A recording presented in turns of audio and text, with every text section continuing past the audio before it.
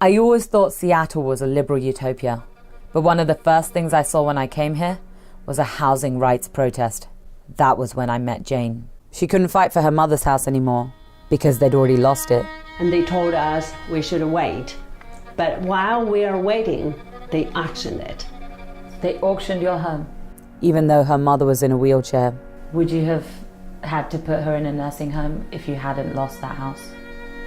At least she wouldn't have such bad stroke. But listening to Dana's story showed me how much worse it could get. We met with them and said, we're not leaving. They took our house and they bulldozed it. The more the developers want your property, the less likely you are to prevail. But it was so much worse than I thought. The wealth that whites have generally compared to the wealth that blacks have is so... Between 25 to 50% of black wealth was lost. See, the settlers didn't like us, so they burned down all our houses, which was long houses. The last one was burned down in 1894. Wait a minute. Who was this land stolen from? Almost always, the numbers are worse for First Nations people. You look at this colonial society and the way we live. Only in a few hundred years, we are beginning to see the end. It's very much of an empire when you look at where they are. I mean, these are multinational corporations that go into developing countries and steal their resources. That's when I thought the colonizers were Europeans.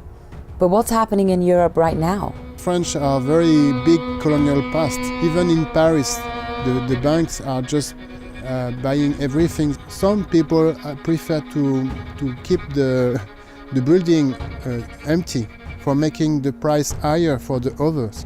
Does this mean that the colonizers are becoming colonized? He was in country and in transit outside of Vietnam.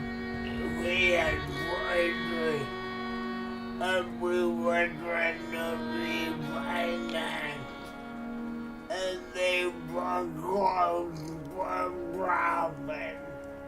Government has no more love for them than they ever had for our people. First Ireland, then Spain, then Greece, and the role of the banks and the IMF in that is what's been going on in developing countries for the last 40 years. So what are we going to do?